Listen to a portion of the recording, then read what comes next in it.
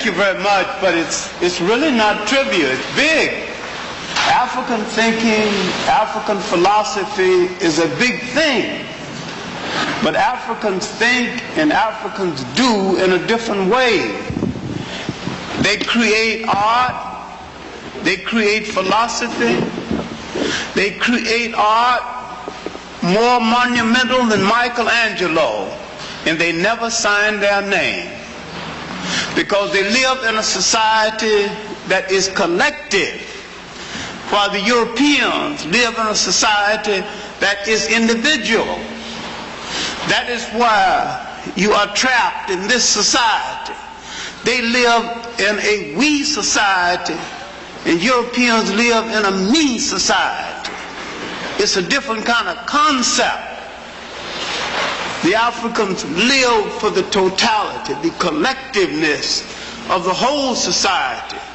And the Europeans live for the meanness of the individual in the society. This is why every time you see a piece of European art, you see somebody's name under it. And yet the Benin art of Africa is nobody's name. Who created the Benin art? The great art of Egypt, the great river art of the Niger, the art of Nigeria, all this art. This art is as good and sometimes better than the best of Europe. And yet the artist did not even sign his name. Because the art was created for the whole people.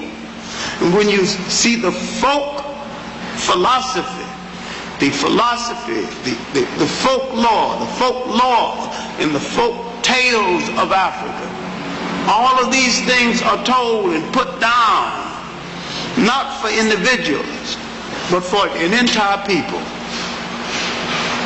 What I like to quote is an African proverb that says that a man that if you don't know where you're going, any road will take you there.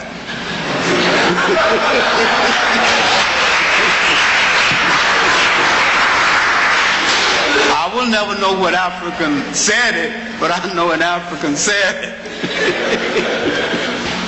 Now, the discussion for tonight is Africa, time of trouble, the coming of the Europeans.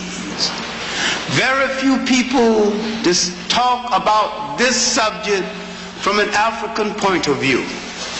Because the coming of the Europeans, not only to Africa, but the coming of the Europeans to the world was disaster. And yet, when you read the history books, the assumption is that the coming of the Europeans was the bringing of the light. And yet, everywhere he went in the world, he put out the light. He brought no civilization to anybody, anywhere, any place in the world. Now, I am reversing history. And if I couldn't prove it, I wouldn't be saying it. First place, you have to deal with something in one of the great myths in human history. And that is the myth of the invader as civilizer and conqueror. No people ever conquered, invaded any people for the sake of civilizing them. This is true. This is even true when blacks are invading blacks. This is true across the board. This is true every time in history. Now, I can point to what seemed to be an exception, and if you bend history a little bit, you can make it an exception. But you'll be making it an exception, but if you look well, there's not an exception at all. When the Cushites invaded Egypt and created the mighty 25th dynasty, they improved Egypt. They put Egypt's house in order, and they gave Egypt her last walk in the sun. Here was a case where the invader did some good. Does that prove me wrong? No. I still maintain that the invader always does more harm than good. And what am I talking about in this case?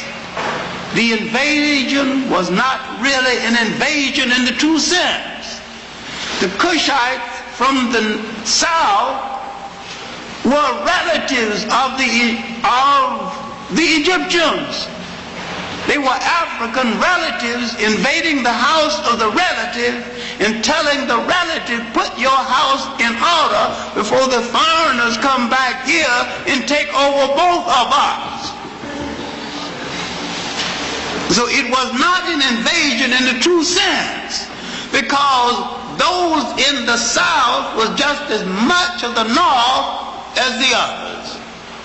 And when they invaded, the question of the three great generals that invaded Castor, Pianki, Tahaka was, are you obeying the old religion? Are you true to the great religions of the river? And they asked them, are you obeying the laws and the moral laws laid down by the last great goddess of the Nile Valley, the woman goddess Maya? Are you true to her teachings? And when you look today and see all the people hung up called women's lib, these black men, 751 BC, asking other black people, are you obeying the moral laws laid down by a woman? This will blow the white people's mind. Today, how about women's white equality? When these people wanted to know whether you obeying a black woman who was a god. And they worried about whether they should elect a white woman as the executive. They're talking about equality. And they were talking about gods. These people so far behind us, even a pity. Now, when you analyze what I'm talking about, I've showed you an exception. But when you analyze it, it wasn't an invasion at all. Just one relative trying to put another relative's house in order. Because it wasn't an invasion at all, because the south and the north was one and the same. I can show you another example outside of Egypt. The African invasion of Spain. The Africans, Berbers, and Arabs gave Spain the greatest material civilization it ever had before or since. Yet, the Africans, Berbers, and Arabs so depressed Iberian or Spanish culture to the point it hasn't recovered to this very day. If you go to Spain right now, when they point to some achievement, it is some achievement the Moors left behind. They still hadn't recovered. I say every invader depresses the culture of a people and takes more away ultimately than they gave. I'm talking about the Europeans coming to the world, doing the whole world more harm than good. And if he say he is the bringer of the light, he is a liar and the hypocrite, because he brought no light, he put out the light. And that he is in a position right now of losing the world, and each time he called an age his golden age is that age when he has somebody else to exploit outside of Europe. And that he never had a golden age when he had only Europe to feed on. He is being pushed right now to a point where he is being deprived of the land and the resources outside of Europe, when he would rather blow up the world if he can't rule it. And so the people of the world had better protect themselves or prepare to go back in chains, because he'd rather enslave it or destroy it if he can't rule it. All right, now let us look at the world of Africa and Asia, but principally Africa, before that European came out of that box the second time. All right.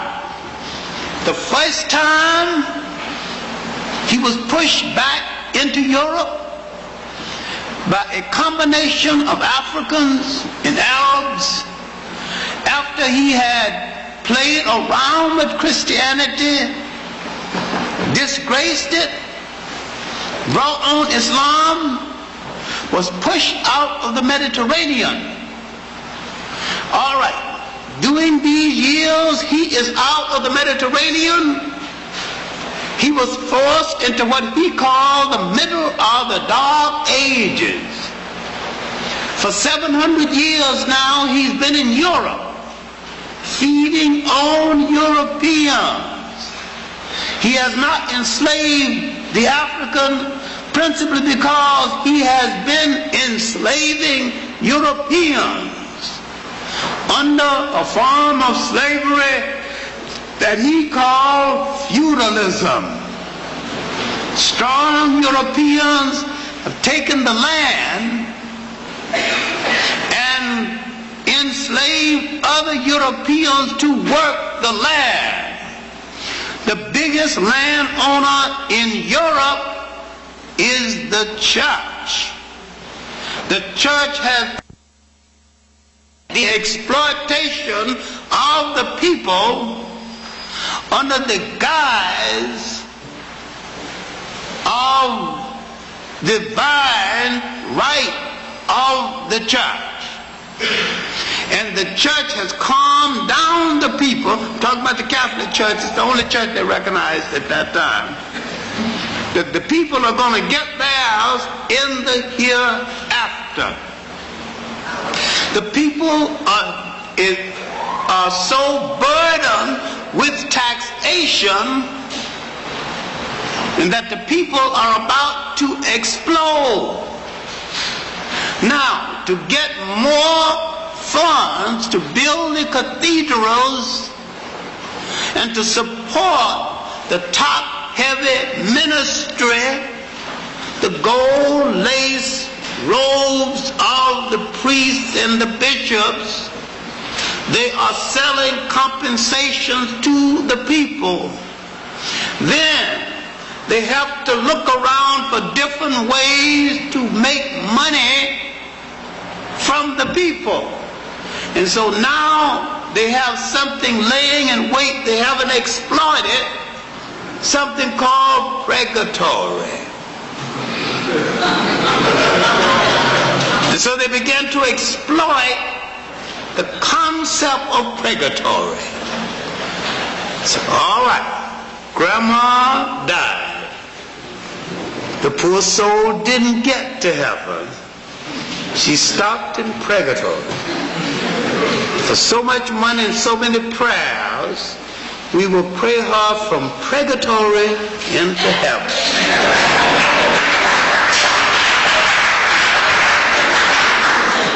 So now you begin to fork out some money to get grandma from purgatory into heaven. That's another way of milking the people. So in the midst of this, you got quite a bit of money that way. Then they begin to sell compensations and favors, and tassels. The more tassels you got, the closer you are to God. And the church fakers began to, you're selling all kind of forgiveness toys. And in the midst of all of this, the people began to grumble. They've got nothing left. The church is bleeding them dry. The people are about to explode against the church. Then something came, save the church in the nick of time. A beatnik, religious wanderer, Peter the Hermit, had gone to the Holy Land and discovered something. A puritanical Arab or Persian, he said he was a Persian, so if he says he's a Persian, we never argue that point. Saladin had barred the Christian pilgrimage from going to the Holy Land to see the Holy Grail in the holy places. He spread the news across Europe.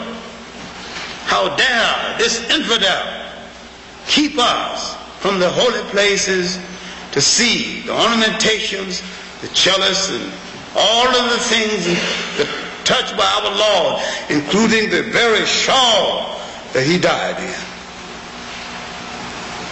He spread the news across Europe. We must go and rescue the Holy Grail. Wasn't lost anyway, but that be that as it were. So the Pope sees the idea. Now he can take the people's attention off of revolt. He needs an issue to take the people's mind from what the church has been doing to them. Now, you think because of your books that the crusade has something to do with holiness, something to do with religion. Well, I hate to disappoint you, but the crusade was a political thing to save the church from the wrath of the people. Now you can read it your way, but as a classroom teacher, I got to read it the truthful way. All right. Now, Peter the Hermit, and with the Pope's endorsement, people began to gather for the first crusade. People began to march. And as they began to march, to gather food, gather people, to go across Europe, rescue the Holy Grail, rescue the ornamentations from the infidels, people forgot their grievances. And as they began to march across Europe, they could go to a farm, not only take the farmer's products, take the farmer's daughter in the name of God. One a woman over 10 safe. Take the lady too. Wasn't an unviolated woman in Ruth. They could do everything. They said, in the name of God. Come on. In the name of God. Give it up.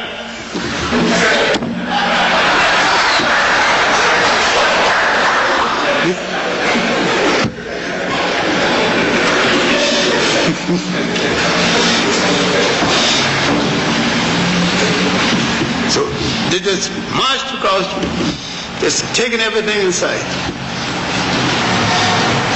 All right, now, the first crusade, although Cecil B. DeMille has given you one crusade, he made a fortune and died. I know I'm giving you one that Cecil B. DeMille didn't give you in the movie. In the movie they won In real life, they got hell beat out of them. Now, Richard the Lionhearted did not go on the first crusade. Of course, Cecil B. DeMille got him on the first crusade. In real life, he went on the second crusade. In Cecil B. DeMille's version, he was a Christian. In real life, he was an infidel. In real life, he didn't even belong to the Church of. He belonged to the Church of England superficially, but never went to church because Church of England wasn't even crystallized at the time. He went through the motions. But in real life, the real reason for him going to the church, going on the crusades, that they had some foreign princess for him to marry who didn't attract him. She didn't have much behind or in front.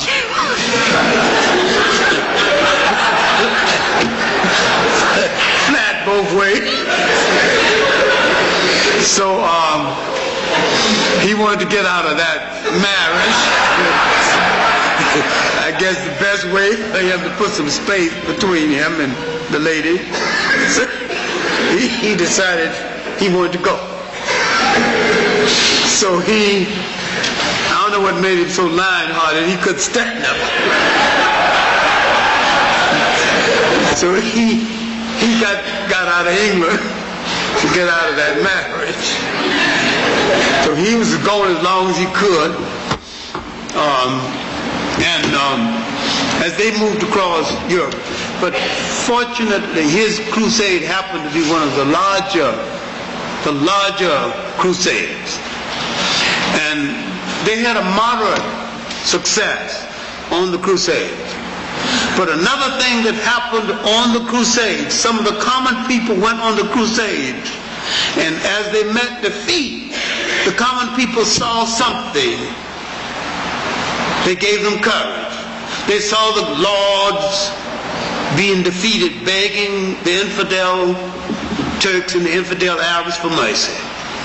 They understood that these were human beings, not gods. When these men would get back to their respective countries, they would let this be known. And so they would now demand some basic human rights and some basic decency for themselves. It would not be kicked around like dogs, because they were treated worse than dogs when they left. Now, while the old lords were away during the crusades, the young lords gave up a privilege that the old lords were trying to hold on to, and that is the right of first night. If you were a serf on my land and you married, I had the right to spend the first night with your wife. The young lords gave up that right while the old lords were away without the old lord's permission. And they couldn't take it back when they got back. Don't sound like a big deal, but it was a big deal for them. The fact that these young arrogant lords had given up their privilege to sleep with the serf's wife the first night of the marriage. So now this is a major reform in the living conditions of the serf. These were white slaves to whites. What I'm trying to show you is that the 300-year making of the mentality of the European that ultimately going to go into the enslavement of the blacks. What the blacks failed to understand is that the European mentality that enslaved us, that is still intact, was a long time in the making. Once it was crystallized, it was there to stay. And I call this the evil genius of Europe. And you've got to understand that mentality. Because black people are hung up with the concept. They are human beings just like us. You are not. They are not.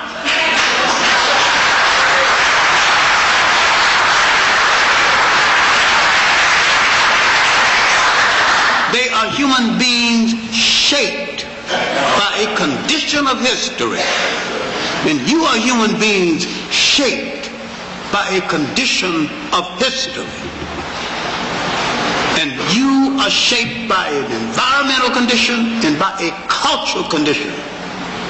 And if you understand something which I've gone over repeatedly, but I still think you missed the point, that all of us are shaped by three meetings of history. The people of the sand, the people of the sun, and the people of the ice. The Europeans are still the people of the ice to this day. The Africans are still the people of the sun to this day. The Arabs are still the people of the sand to this day. And each one of us act according to the environment that produced us. And you still act with the sentiment and the beautiful humanity that came out of that sun.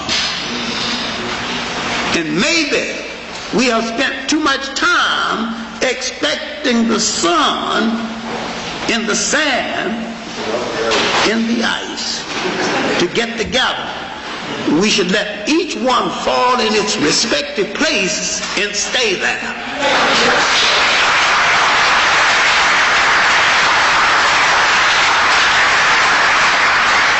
And when Marcus Garvey said Africa for the Africans, those at home and those abroad, he might have just had the point. Asia for the Asians, Europe for the Europeans, Africa for the Africans, and let it be.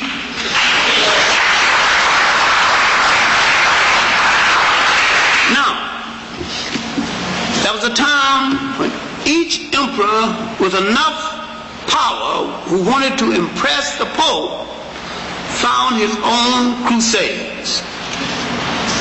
But this petered out until a group of children in Europe decided that if the adults have failed, we will go and rescue the Holy Grail. We will go across Europe and do what they failed to do. And this is the last and the most tragic of all of the crusades, the Children's Crusade. The most tragic crusade in history. 250,000 children, maybe a little more, marched across Europe. These kids were sincere, dedicated Christian children, marched across Europe saying that they would go and rescue the Christian ornamentations in the holy places. Adults integrated themselves with the kids ostensibly to help them. But half of them froze to death, died of hunger. And when they got to the warm waters of the Mediterranean in the spring, they discovered that the adults came in to help them were really slave traders who sold the rest to the infidel Arabs that they were supposed to be fighting. One of the tragic events in human history. Now, if the African understood that event, if the Africans had insight and understood what the Europeans were doing to the Europeans, he could have saved himself from the slave trade.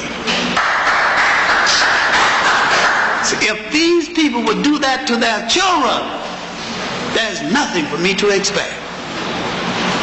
And when the European hit his shore, he'd have killed them on sight. That'd have been the end of that. He wasn't alerted to it. He was still hung up with the fact that if I have humanity, somebody else come, I'll treat him like he's a human being because I'm a human being. He invited him for dinner. Treat him like a guest. He ended up being a slave.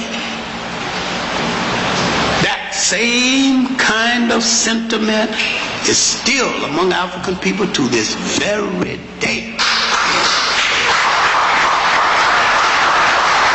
Still that naivete about the gas. The Aztecs in Mexico did the same thing with Cortez, and he took over Mexico.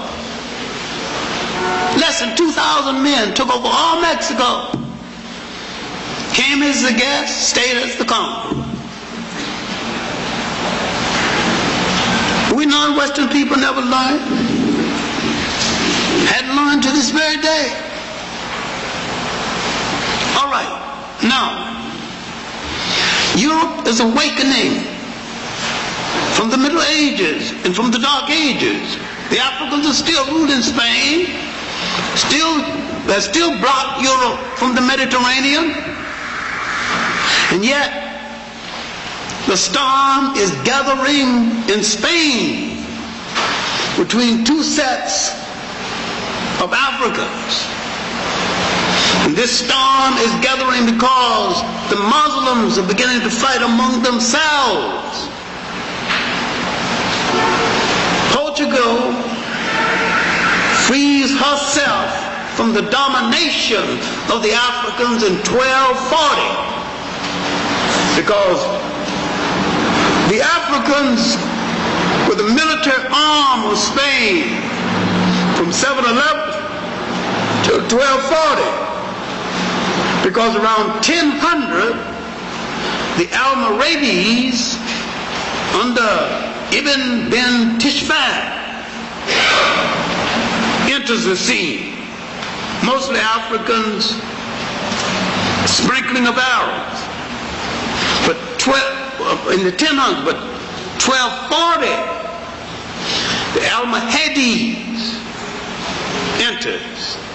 Now you have two competing military groups for the Mediterranean in Spain. In the 1400s, they begin to argue among themselves. The Almoravids are puritanical Muslims. The Almohades are mixed with the second Arab invaders who came in from Arabia in the 1000s. They don't care too much about Islam. They're pretending Islam. That was the dumping ground, the waste matter of the Arab world. They're freebooters, marauders, and nobodies. They're coming looking for what they could get. Now, the argument is over customs of Islam. That group goes into Spain and violates all the basic rules of the faith. They not only marry Spanish women, they marry more than 4. A violation of the faith, violation of the custom. They not only marry more than 4, they let the Spanish woman remain in the Catholic Church. If she's good and bad, they don't care what she stay in the church or not. But the African not only doesn't marry more than 4, but whoever he marries, she has to not only convert to Islam, she must keep a proper Islamic diet. Failing that, he goes home to Africa to get his woman. There was no Catholic woman in his bed, no Catholic woman in his kitchen. He's a Muslim straight away. Because when we get into a thing, we go all the way. We all poke it out, Muhammad. Either do it right or don't do it. Now, the argument now is now between these factions. You got Islamic factions arguing. Now, about 1450, this argument is getting heated to the point where one half of Spain under the Castilians have freed themselves from the domination. The Castilians boast that they have no Moorish blood. It's a lie, but that's what they say. Because the Spaniards have been mixed with African blood even since the Carthaginian time. Because any time a Spaniard say he's pure white, I mean, don't ever laugh directly in his face. I mean, be respectful. I mean, cup your hands and turn your head to one side. They've been mixed with us so long, it's just impossible to find a single Spaniard on the face of the earth who don't have at least a few drops of us. They used to boast about it, but now in this country, you know, and if they can pass the taxi cab test, they try to pass the color test. Don't argue the point, you know. If you can pass it, pass. All right, good luck. Good luck, bro. Don't make no fuss about it. All right, now, there was something else that happened earlier. 1415. The Portuguese, who are more independent than the Spaniards, still partly under the domination of the Moors. 1415, the Portuguese invade a part of Africa, a little enclave called Cetra. I used to say it's about the size of Central Park, but then I went to Cetra. It's off the coast of Morocco. It's not as big as Central Park. And they conquered it. And this put heart in Europe. It's been years since the Europeans been able to draw any blood in Africa. Africa had caused them so much fear. And Europeans now begin to get that little courage back again. See, almost 700 years or more, the Africans had penned them into the Mediterranean. The Mediterranean was the sea of the world, the trading sea. Since the days of the Carthaginians, they wanted that sea. Remember during the Roman time, Carthage, when Hannibal blocked their way off, and when they shouted out, Carthage must be destroyed, they just had to have the Mediterranean. They've got to have it right now. It touches on three great cultures. It was the melting pot, the culture melting pot of the world. They wanted it back again.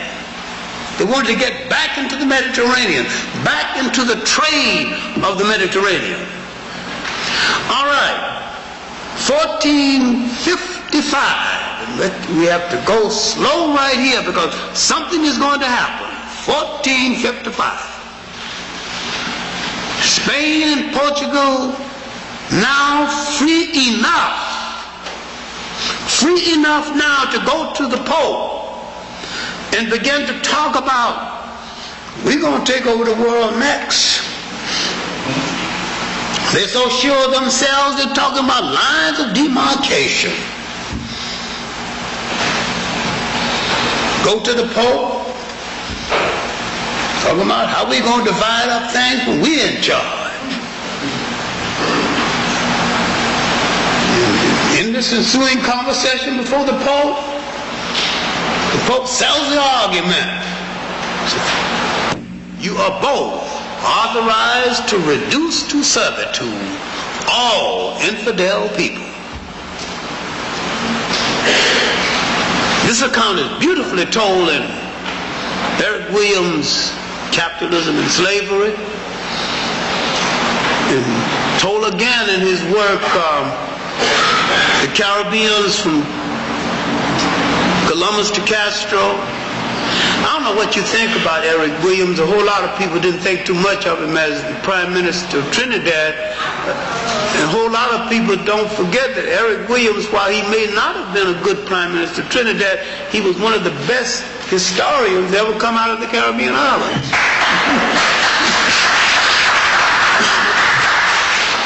I knew him personally, and he was a colleague of mine, and knew him enough to fight with him and argue with him and to do. That man knew research. That man knew history. He should never have been a prime minister, because that's my personal opinion. Because I just happen to think that he was out of place as a politician. He should have been in the classroom. He could do more research faster and get more things correctly placed than any historian I know about. He wrote the history of Trinidad and Tobago in 2 months. And wasn't a single error in it. Some writers take 3 years to do a book like that. It's insight into history. And while in his last years he wanted to ban his own book, Capitalism and Slavery, I still think it was, in fact, he wanted to put you in jail for bringing it into Trinidad. I still think it's one of the great masterpieces of economic history. And, my main point here is that the Pope had literally sanctioned the mentality that would go into the making of the slave trade. Now, as we move further, something else is going to happen. These are unnoticed events in history. The maps of the Jewish gold merchants who had a monopoly on gold trade in North Africa and the inner Africa called the Western Sudan would fall into the hands of Prince Henrik of Portugal, called Henry the Navigator, though there is no evidence that he ever went to sea. He would open a school for chart making and map making. The important thing about the school is that a little known sailor, Christopher Colon, later called Christopher Columbus, would attend this school. More about him later. All right, now Europe is learning longitude and latitude. Europe has forgotten how to handle ships. The school at Salamanca, run by Africans and Arabs, had began to translate this information from Spain, in Spain, translate this information from the leading maritime nation of that day, which is China. Now, taking the material from China, Europe is going back at sea, but Europe is learning something else. Europe is learning intellectual history, also preserved at Salamanca. Europe has forgotten its own masters, has forgotten its philosophers, Aristotle and Plato and all of this has been forgotten. Europe is learning again its own intellectual heritage. Europe will learn this, and Europe will turn on the very people that preserved it for them and say that the people who preserved it for them have no culture, and will keep up that lie to this very day.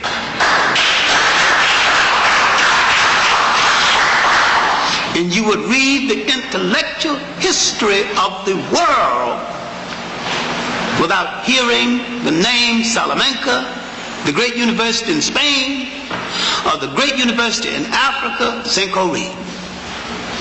These are the two universities that preserved the great culture of the medieval world that Europe would choose to forget, and did forget. But the most tragic of all, it made you forget them. And when they mention them to you, you have no memory of it.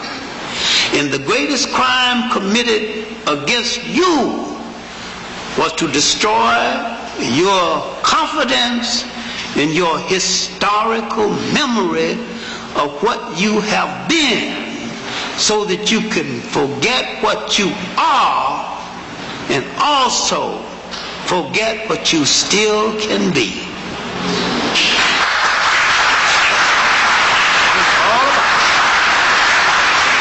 That's what it's all about. And this is why the European is referred to as the evil genius. In the game he started then, 500 years ago, he's still playing. Now if you look at the motion picture now, listen to what I'm saying. Now go back and look at the color purple and understand it now, based on what I'm just saying. You're seeing a new motion picture. You see the game he played. It was a war. That picture was not a motion picture. That picture was a part of a war against your mind. When they turn you on your men, when they turn you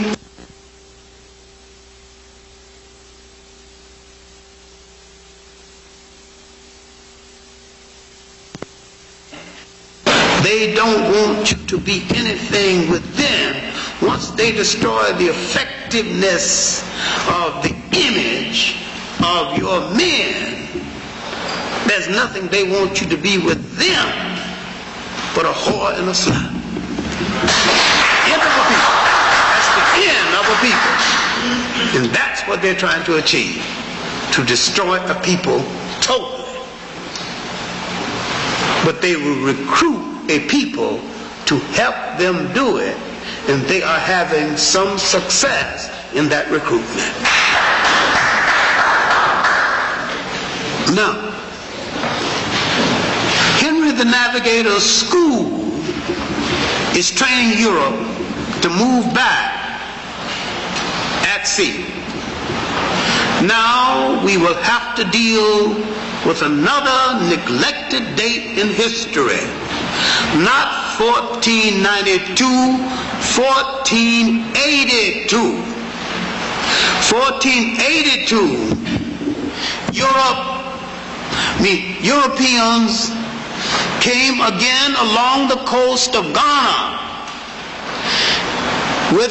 under the leadership of Diaz Herrera, Portuguese. They wanted now to establish permanent fortifications. In the establishment of permanent fortifications, King Asa of Ghana tried to discourage them. He understood what was happening. And his famous speech is in a number of books, especially W. Claridge's 2-volume work, A History of the Gold Coast and Ashanti. It's again in J.C. DeGraff Johnson's African Glory. It's in a number of books. When he came along the coast, literally demanding to build permanent fortifications in Ghana, he discouraged it. He said that formerly you have come among us complaining about the weather, saying that we had no conditions under which you could live. Now you come in splendid attire. Now they will come all dressed up and saying they were sent by the gods. Now they're saying that they're coming to rule now. They want permanent fortifications. And what did they want to build? Elmina Castle, the largest slave fortress in all Africa. I was there this summer. Elmina, the mine. They want the gold, they want the yellow gold, and they want the black gold. slaves. And while he tried to discourage them, he wanted to engage in legitimate trade as before. He said, in that way, if we see each other infrequently, we can preserve our friendship. They wasn't buying it. And when he wouldn't buy the Bible story, they forced their way in, offshore, 500 troops. And in this, among these troops and sailors, a little-known soldier, little-known sailor, Christopher Colon, later known Christopher Columbus.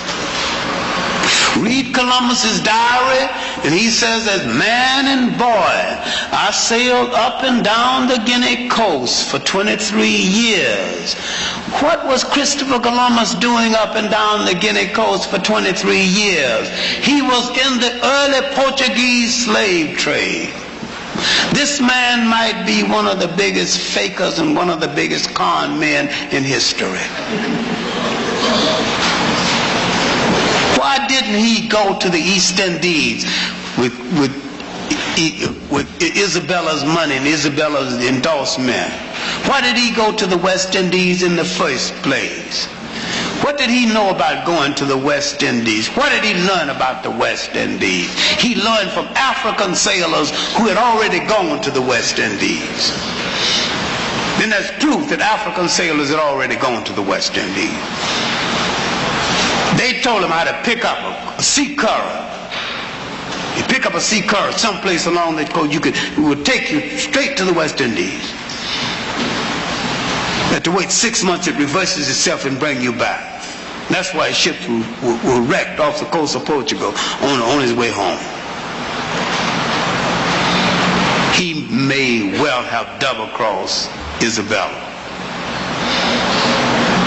He double-crossed his sailors too, because he made them sign a paper saying that he was in the East Indies, and if they didn't sign, he wanted to cut their tongues out. All of this is documented. Read Van Sertima's They Came Before Columbus. Read it again. Read it carefully.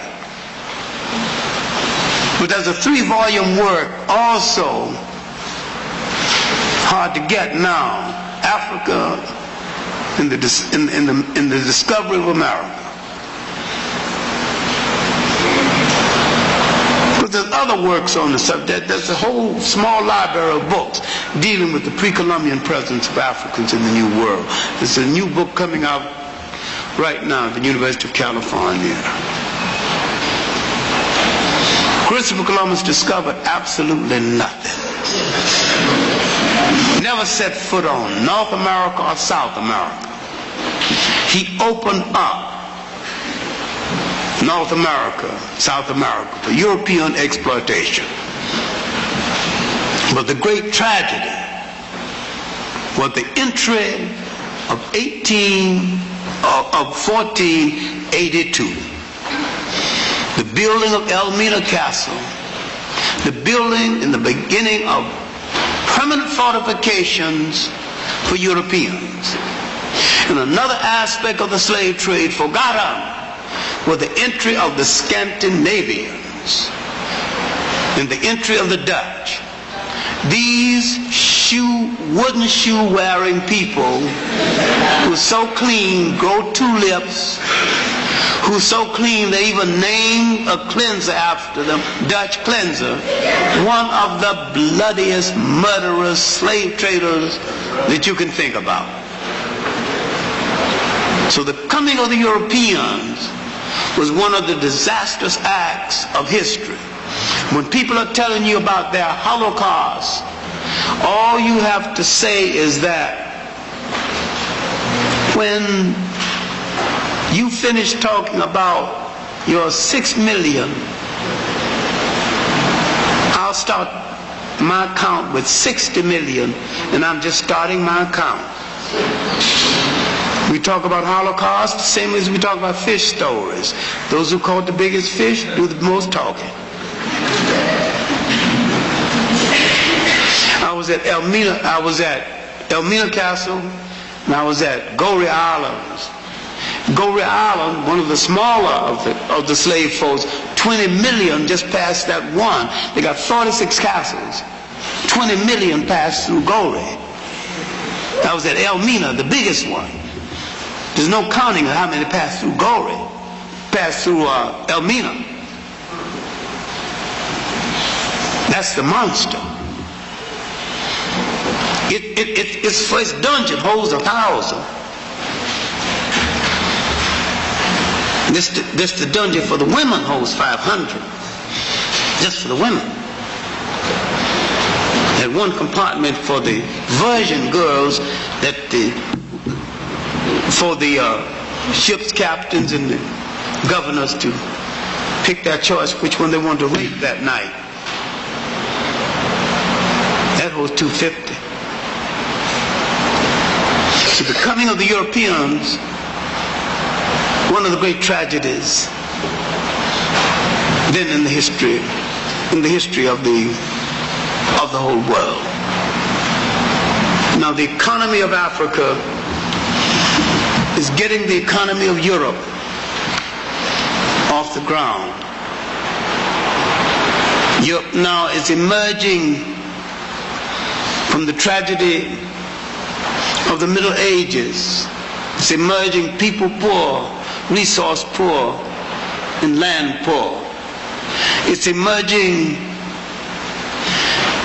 into the world, and there is nothing for Europe to feed on within Europe. Europe has tried to enslave Europeans. It didn't work.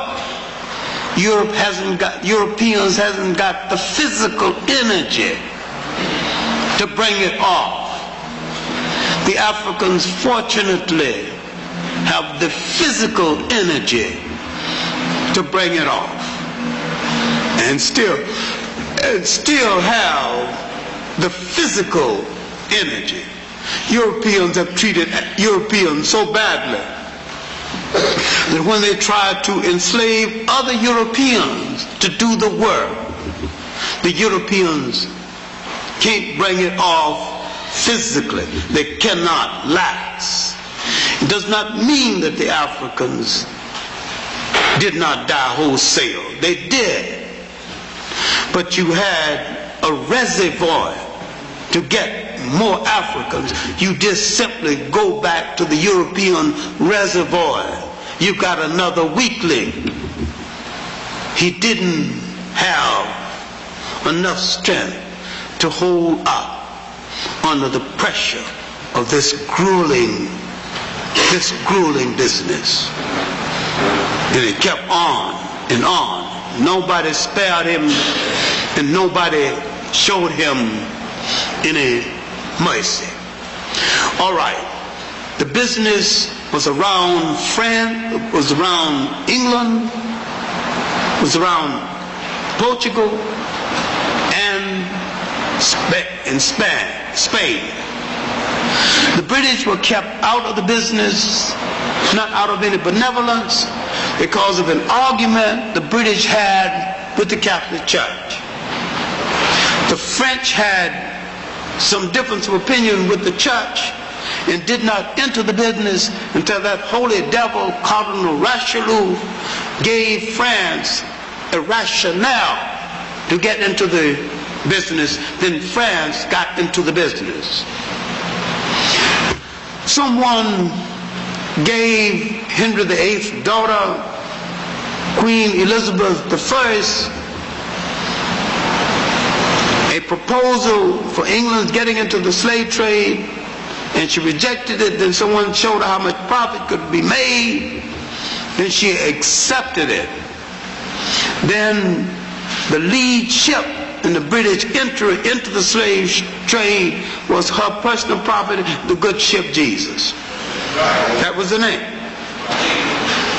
Now, among the female power brokers of Europe, Elizabeth stands out. But don't forget who she was and what she did. Europe had practically no great outstanding women power brokers. And the one they did have was Elizabeth. She knew how to handle power. But in handling it, don't forget what she did to us and how she handled that power and how that power was directed. Finally, once the British broke clear of the Catholic Church, the British no longer had to secure what is called the Isientos, literally permission to engage in the trade. Now the British went into the business with a vengeance.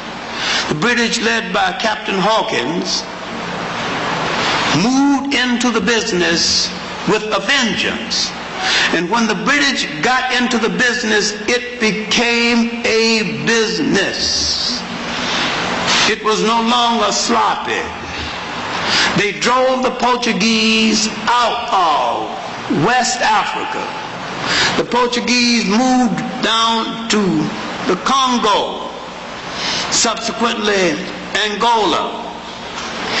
And now the British pressured them. The French moved in. The British said, show me the clause in Adam's will that says I'm not entitled to my share of this African gold. And the French said, who gave the Pope right to give away what wasn't his in the first place? Francis of France. Now everybody now was bidding for a share of Africa. Now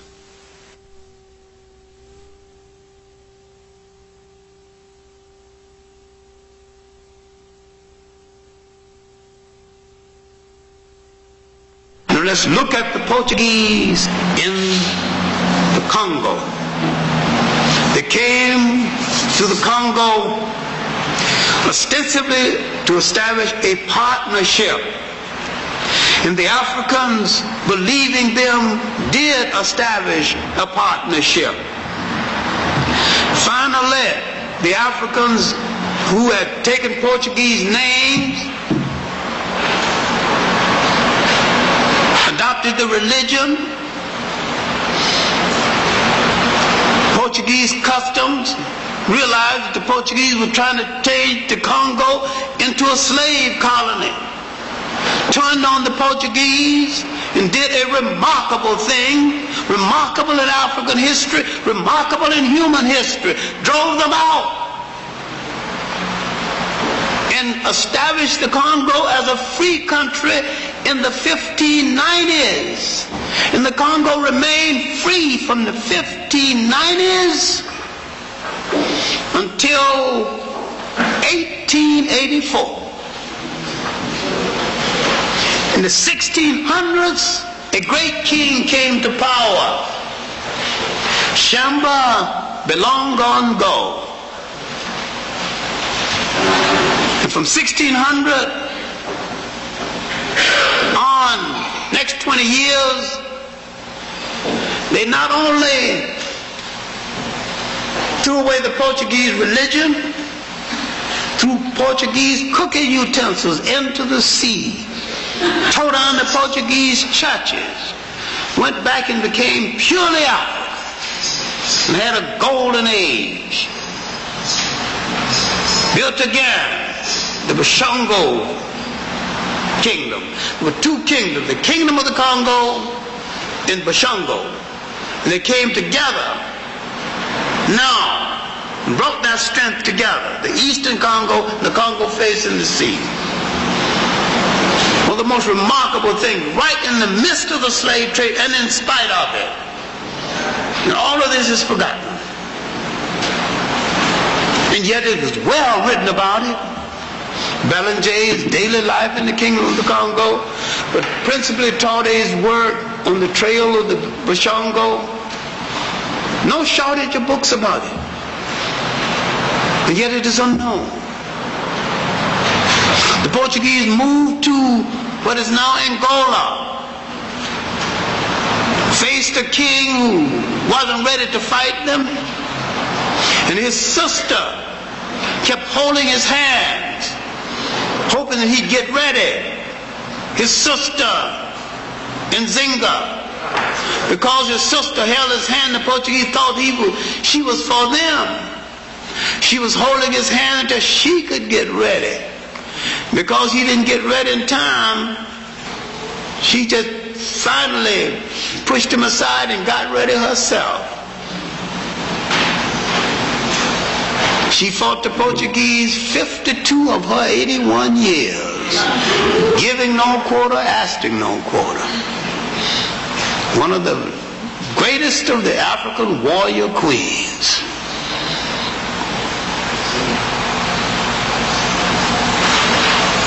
She was from a group called the Jajars. She wanted to stretch an empire across the southern belly of Africa.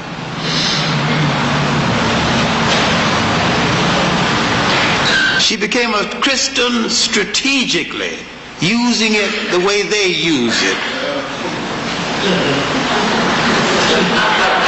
Strategically, for her purpose.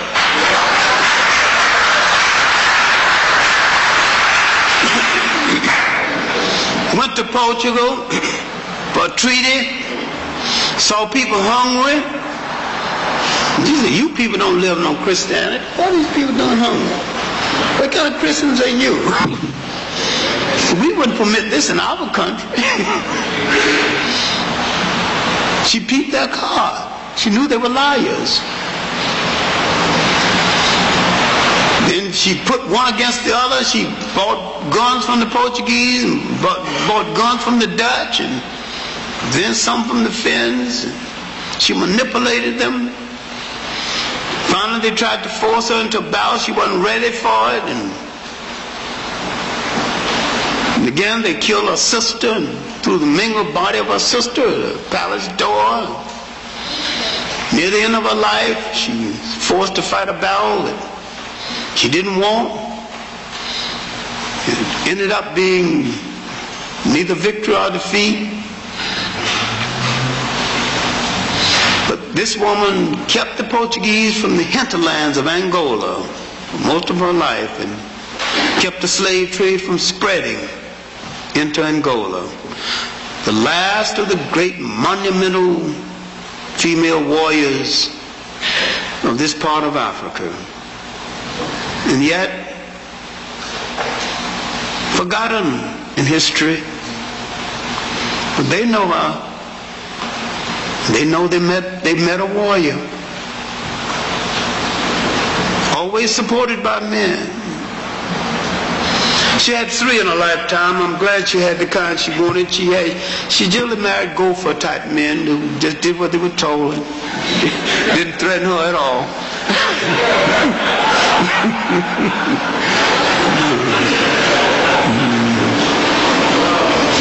J. Rogers did a pretty good biography of her, but the best biography of her is written was in French and it hadn't been translated, written by the young writer from Guinea, a personal friend of mine, Abraham Baby KK.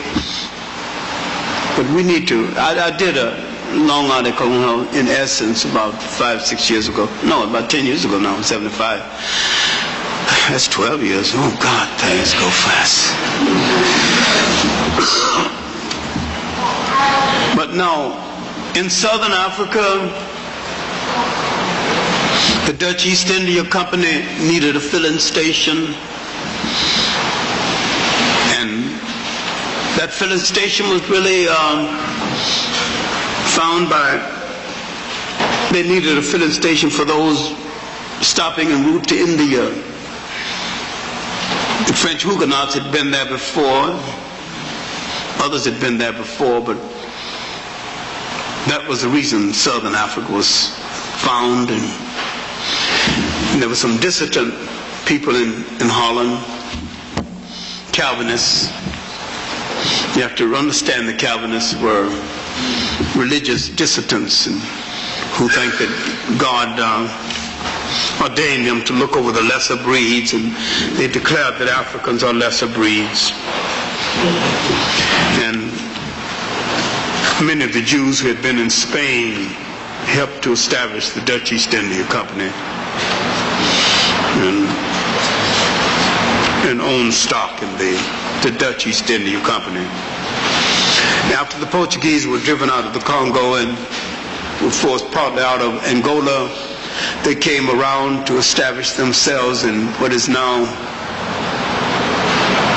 Zimbabwe and Mozambique. Then they met the Arab slave trade moving down from the north, and they established a partnership with the Omani Arabs, and they sold a lot of the slaves that went to Brazil were sold to the Portuguese by the Arabs. If you saw that fourth segment of the Africans when Al-Mazrui rationalized the Arab slave trade, he said there's only 2 million in the Arabian Peninsula, and kept asking, where did these slaves go? He wouldn't dare ask that stupid question to somebody who knows the history. Many of these slaves went to India, some even went to China, but a lot of them were sold to the Portuguese and went to the New World. A lot of them are in Brazil today, because the Arab slave trade went into the millions, and it's now just 2 million. If you read UNESCO documents too, you will see some good statistics on the Arab slave trade. But the brothers who belong to the faith still hadn't been willing to do this, because they haven't been willing to deal in depth with the Arab slave trade. But the coming of the Europeans to East Africa was met with the Portuguese developed not only a slave trade in East Africa, but entered a partnership with the Arab slave trade. Now let's deal with North Africa, because we want to deal with the coming of the Europeans to the total of Africa.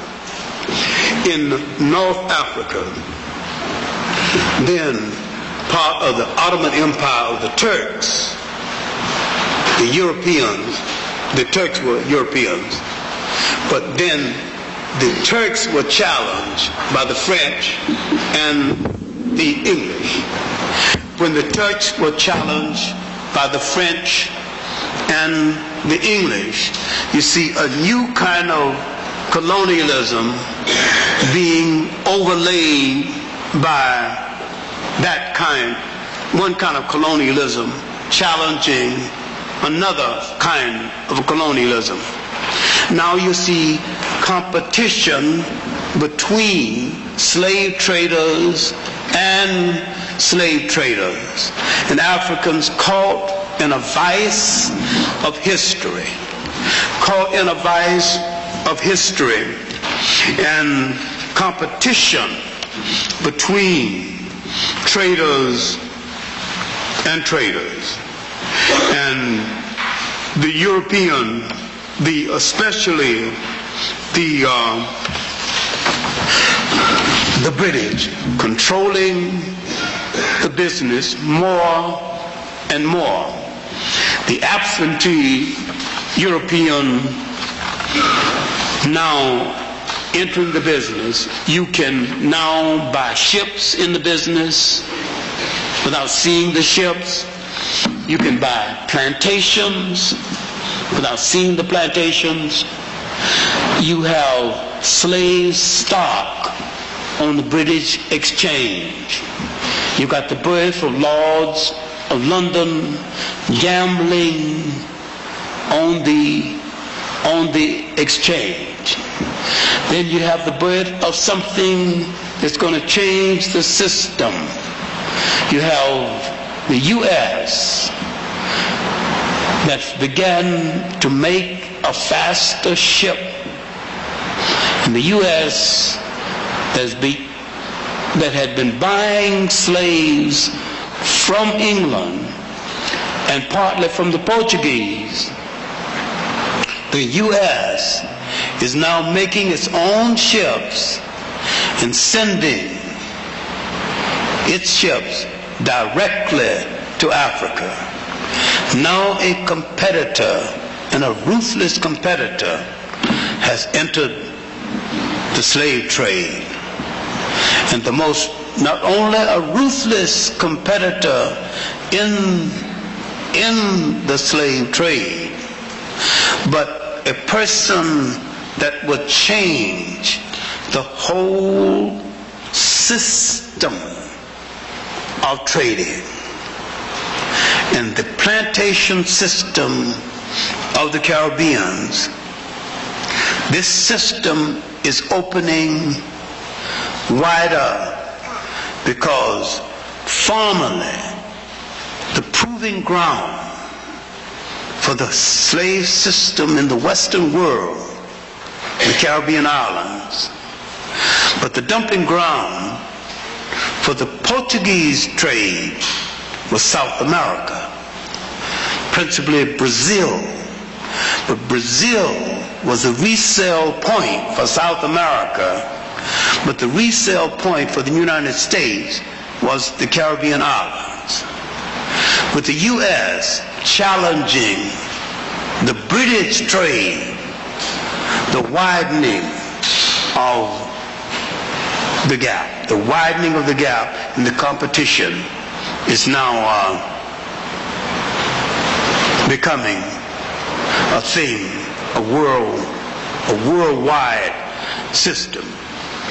The main thing that we need to look at is that this system, endorsed by the church, was the first international economy that touched 3 continents, and that out of this system came the basic commodity that laid the foundation for the modern technical capitalist world.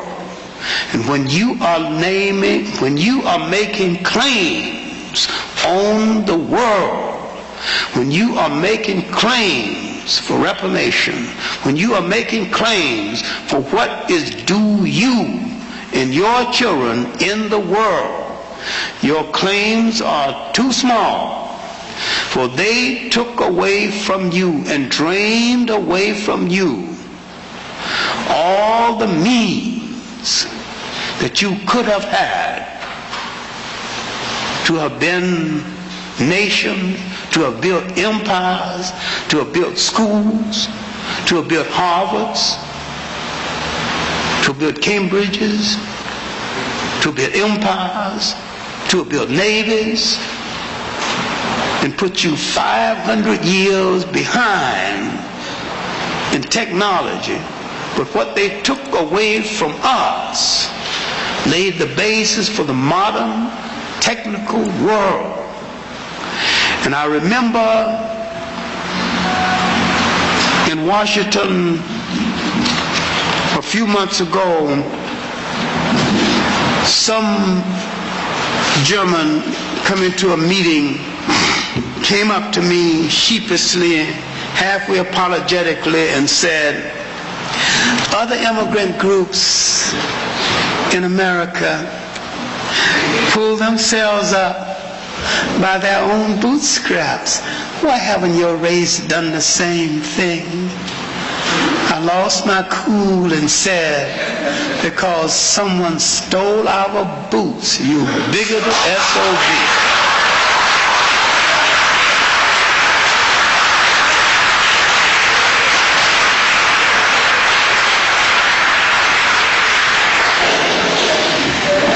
Now, when you look at the economy, when you look at the skyscrapers, when you look at all the diamonds people have,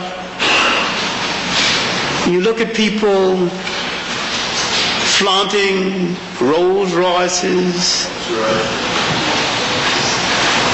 When you look at the economy of the Western world, except for the slave trade, it might be there in some form, but it would not be there quite that way except for what they took from us. And you have to say that it belonged to me once in some way. Our mission for our children is going to have to be to get it all back.